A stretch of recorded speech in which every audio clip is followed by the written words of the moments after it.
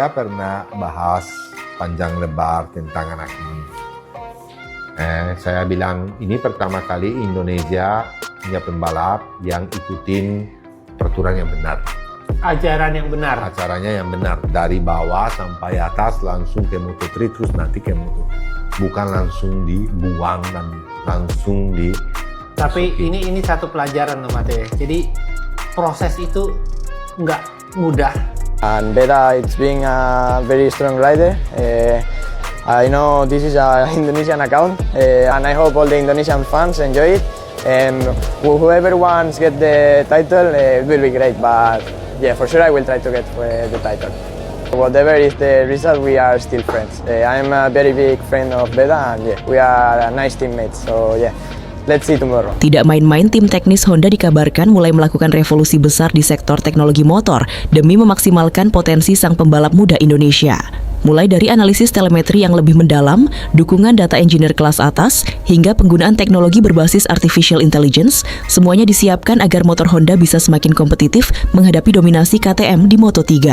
Langkah ini dianggap sebagai bukti bahwa Honda melihat potensi besar dalam diri Veda Ega Pratama. Dengan kombinasi talenta alami, mental kuat, dan dukungan teknologi yang tepat, bukan tidak mungkin pembalap muda asal Indonesia ini akan terus menciptakan kejutan besar di Moto3 musim 2026. Apalagi setelah podium dramatis di Brazil, dunia balap mulai menaruh perhatian pada nama Veda. Bahkan sejumlah media Eropa mulai menyebutnya sebagai rookie paling berbahaya musim ini. Kini pertanyaannya semakin menarik. Apakah langkah besar Honda ini akan membuat Veda Ega Pratama semakin kompetitif dan konsisten bersaing di papan atas Moto3? Ataukah justru ini baru awal dari perjalanan besar menuju level yang lebih tinggi di dunia balap Grand Prix? Tonton analisis mendalam yang akan membuat Anda tercengang. Tulis pendapat kalian di kolom komentar dan jangan lupa dukung terus rider Indonesia di kancah dunia. Jika kita melihat dari luar, balapan Moto3 mungkin tampak seperti sekadar duel para pembalap muda yang saling salib di tikungan. Mesin meraung, fairing bergetar, dan puluhan motor berlari dalam jarak hanya beberapa meter. Tapi bagi mereka yang benar-benar memahami dunia balap, cerita sebenarnya tidak dimulai di lintasan. Cerita sebenarnya dimulai di garasi. Di balik satu motor Honda NSF 250RW yang ditunggangi Veda Ega Pratama, ada sebuah laboratorium teknologi bergerak. Di sana, bukan hanya mekanik yang bekerja. Ada data engineer, aerodinamika specialist, electronic engineer, hingga analis performa berbasis artificial intelligence yang setiap malam menatap layar komputer berisi grafik telemetri. Dan setelah kejutan besar di Brazil, sebuah alarm besar berbunyi di markas Honda. Alarm itu sederhana, tapi brutal. Veda Ega Pratama terlalu berbakat untuk dibiarkan berjuang sendirian. Podium dramatis di Brazil memang membuat dunia terkejut. Tapi bagi para insinyur Honda, hasil itu juga membuka sebuah kenyataan pahit. Jika motor tidak ditingkatkan, maka talenta luar biasa itu bisa terjebak di tengah keterbatasan mesin. Dan di dunia Moto3 modern, itu adalah dosa besar. Karena di kelas ini, perbedaan 1/10 detik saja bisa menentukan apakah seorang pembalap finish di podium atau tenggelam di posisi ke-15. Itulah mengapa, menurut laporan internal paddock yang mulai beredar di kalangan jurnalis Eropa, Honda akhirnya mengambil langkah yang tidak biasa. Mereka memanggil bantuan tambahan, bukan sekadar mekanik, tetapi tim analisis performa berbasis AI yang sebelumnya digunakan dalam pengembangan MotoGP. Langkah ini mengejutkan banyak pihak. Moto3 biasanya dianggap sebagai kelas pembinaan. Banyak pabrikan tidak menginvestasikan teknologi paling mutakhir di kelas ini. Namun Honda tampaknya melihat sesuatu yang berbeda pada Veda. Sesuatu yang tidak bisa diabaikan. Sesuatu yang mungkin hanya muncul sekali dalam satu generasi. Bayangkan situasinya. Seorang pembalap muda dari Gunung Kidul Indonesia berdiri di grid yang sama dengan talenta terbaik Eropa. Ia belum memiliki pengalaman panjang di sirkuit-sirkuit Amerika atau Eropa. Ia belum memiliki jaringan sponsor raksasa seperti beberapa rivalnya. Namun ia memiliki satu hal yang tidak bisa dibeli oleh uang, insting balap. Dan insting itulah yang membuat para teknisi Honda mulai bekerja lebih keras dari biasanya. Salah satu fokus utama mereka sekarang adalah pengolahan data telemetri. Setiap kali motor Veda keluar dari pit lane, lebih dari 50 sensor aktif merekam setiap gerakan. Sensor sudut kemiringan, sensor temperatur ban, sensor tekanan suspensi, sensor bukaan throttle, sensor akselerasi lateral dan longitudinal. Semua data itu dikirim secara real-time ke komputer di garasi, dan disitulah perang sebenarnya terjadi. Data engineer mulai memetakan satu persatu lap Veda di Brazil. Mereka membandingkan kecepatan masuk tikungan, titik pengereman, hingga akselerasi keluar tikungan dengan pembalap KTM yang saat ini mendominasi Moto3. Hasilnya menarik. Di beberapa sektor, Veda bahkan lebih cepat dari rival KTM. Namun di sektor lain, motor Honda kehilangan momentum, terutama saat keluar dari tikungan lambat. Masalah ini tidak selalu terlihat oleh penonton. Namun bagi para engineer, grafik itu berbicara dengan sangat jelas. Tidak ada yang spektakuler. Tidak ada perubahan yang mencolok bagi penonton.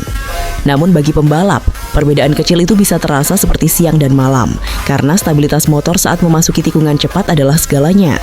Terlebih di Circuit of the Americas, sirkuit ini bukan sekadar lintasan biasa. Ia adalah monster teknis, dengan kombinasi tikungan cepat, hairpin tajam, dan perubahan elevasi yang ekstrem. Tikungan pertama saja memiliki elevasi hampir 40 meter. Itu seperti mendaki bukit dengan motor balap. Kemudian pembalap langsung masuk ke sektor teknis yang menyerupai rangkaian tikungan Suzuka. Kesalahan sedikit saja bisa membuat motor kehilangan ritme. Dan ketika ritme hilang, rombongan pembalap di belakang siap menelanmu hidup-hidup. Namun menariknya, justru karakter sirkuit seperti ini seringkali cocok bagi pembalap dengan insting agresif. Pembalap yang berani mengambil risiko. Pembalap yang tidak takut menyalip di ruang sempit. Dan disinilah nama Veda Ega Pratama kembali menjadi pembicaraan. Beberapa analis Moto3 bahkan mulai membandingkan gaya balapnya dengan generasi pembalap yang lebih berani. Bukan tipe pembalap yang menunggu, tetapi tipe pembalap yang menciptakan peluang. Manuver block pass yang ia lakukan terhadap Alvaro Carpe di Brazil adalah contoh sempurna. Tikungan 4 bukan tempat ideal untuk menyalip.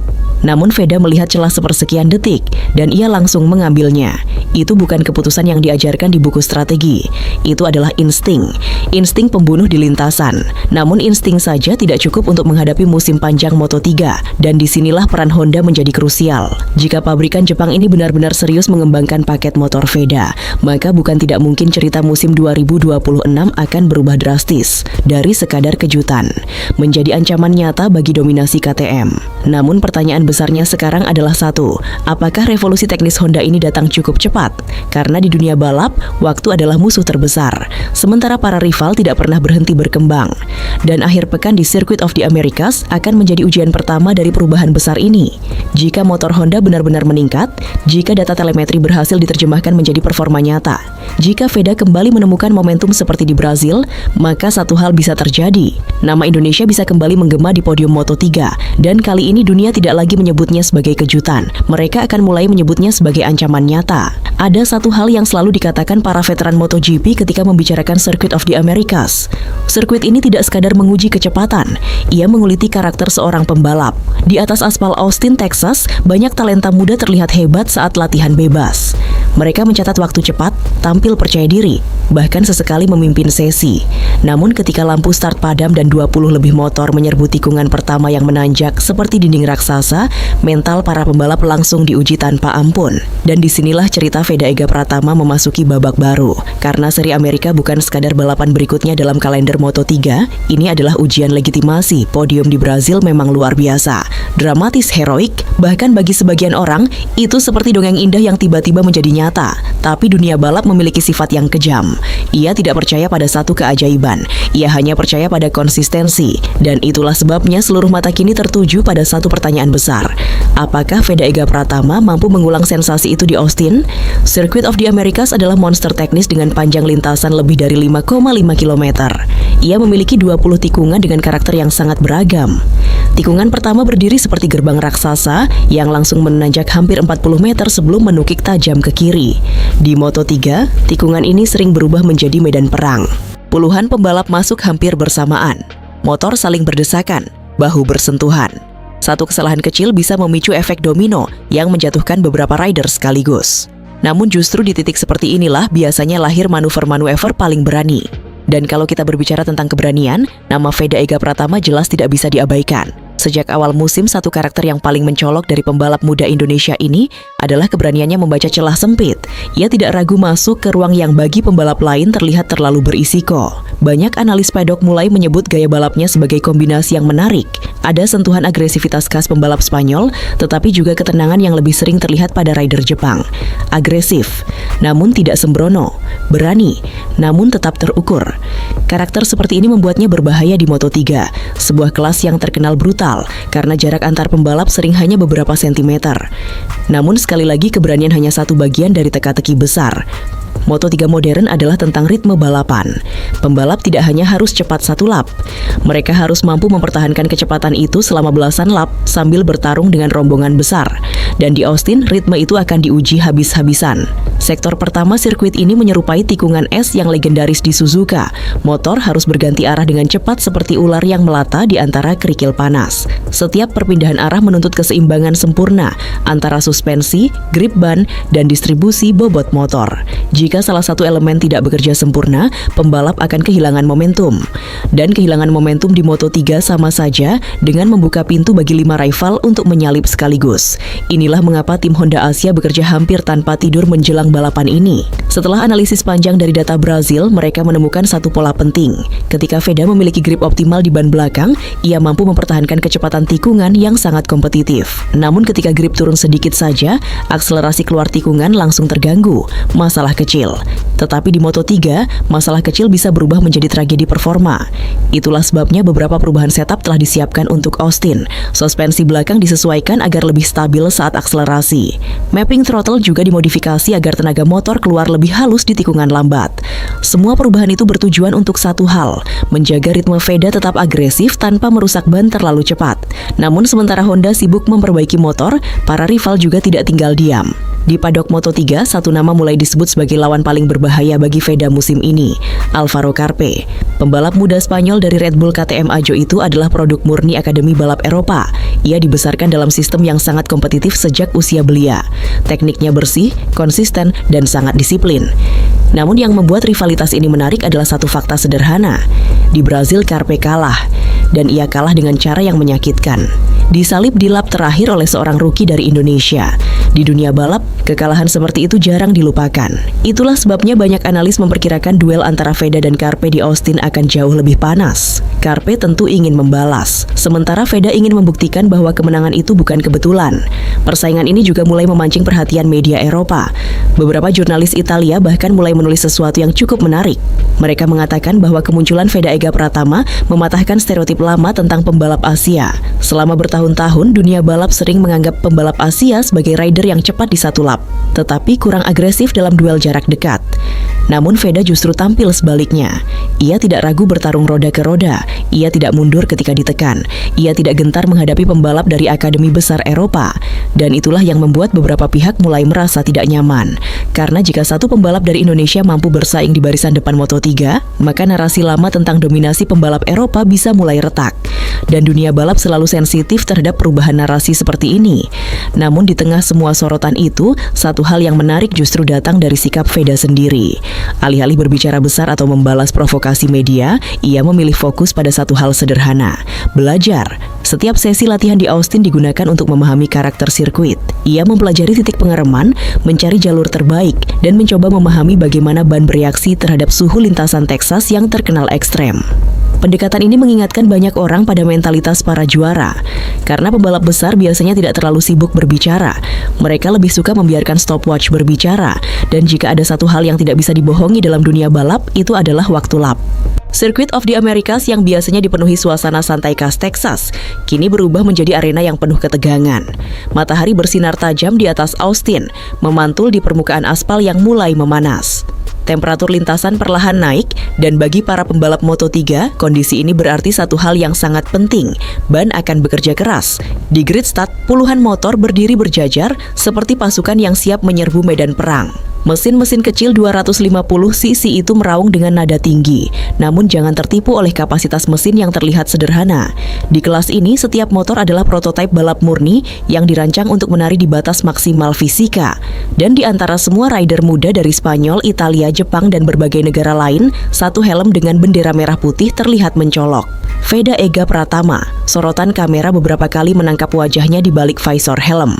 Tenang, fokus, tidak ada gestur berlebihan, tidak ada selebrasi sebelum perang dimulai. Sikap itu mengingatkan banyak orang pada satu prinsip klasik di dunia balap. Pembalap hebat berbicara di lintasan, bukan sebelum balapan. Lampu start menyala satu persatu. Merah pertama, merah kedua, merah ketiga. Detak jantung di seluruh paddock seakan ikut naik mengikuti ritme lampu yang terus bertambah. Merah keempat, merah kelima. Lalu dalam sepersekian detik, lampu padam, puluhan motor langsung melesat seperti peluru. Ban belakang berputar liar mencari traksi terbaik. Suara mesin Moto3 menjerit tinggi saat para pembalap memaksa akselerasi maksimal menuju tikungan pertama yang legendaris itu. Tikungan menanjak di Austin selalu menjadi momen paling kacau di awal balapan. Motor saling menempel. Beberapa rider mencoba menyelip dari sisi dalam, yang lain memilih jalur luar untuk mencari ruang. Dan di tengah kekacauan itu, Veda melakukan satu hal yang sangat cerdas. Ia tidak memaksakan diri terlalu agresif di meter pertama. Sebaliknya, ia menjaga posisi sambil membaca situasi. Strategi ini penting di Moto3, karena terlalu nekat di tikungan pertama sering berakhir dengan satu kata yang tidak diinginkan oleh siapapun: crash.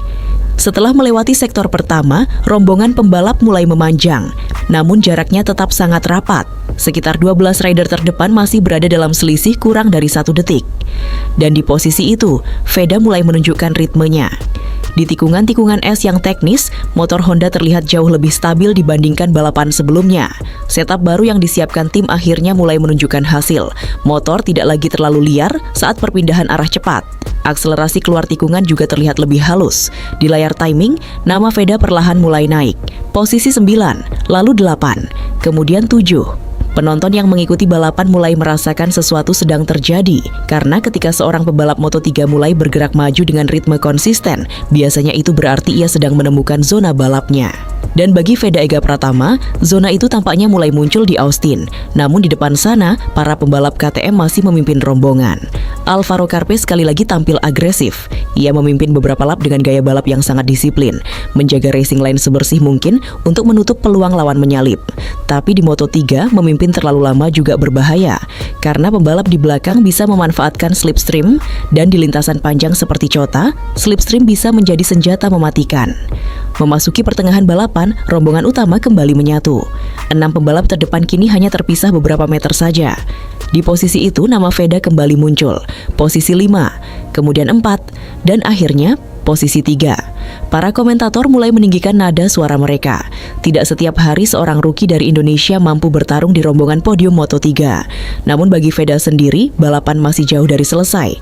Moto3 terkenal brutal di lap-lap terakhir, karena di saat itulah semua pembalap mulai mengambil risiko yang sebelumnya mereka tahan. Memasuki 3 lap terakhir, tensi balapan naik drastis. Manuver salip-menyalip terjadi hampir di setiap tikungan. Ban mulai kehilangan performa. Beberapa motor terlihat sedikit melebar saat keluar tikungan karena grip yang menurun. Karena kini dunia mulai memahami sesuatu yang sebelumnya hanya dirasakan oleh publik Indonesia. Ini bukan sekadar cerita tentang seorang pembalap muda. Ini adalah awal dari perubahan besar. Bahwa dari negara yang dulu jarang diperhitungkan di dunia balap Grand Prix, kini muncul seorang rider yang berani menantang dominasi lama. Seorang rider yang tidak takut menghadapi siapapun. Seorang rider yang membuat dunia mulai bertanya, apakah Indonesia akhirnya menemukan bintang MotoGP masa depan? Maka mungkin suatu hari nanti kita tidak hanya melihat bendera merah putih di podium Moto3. Bagaimana menurut Anda? Ayo Veda kami bersama Anda.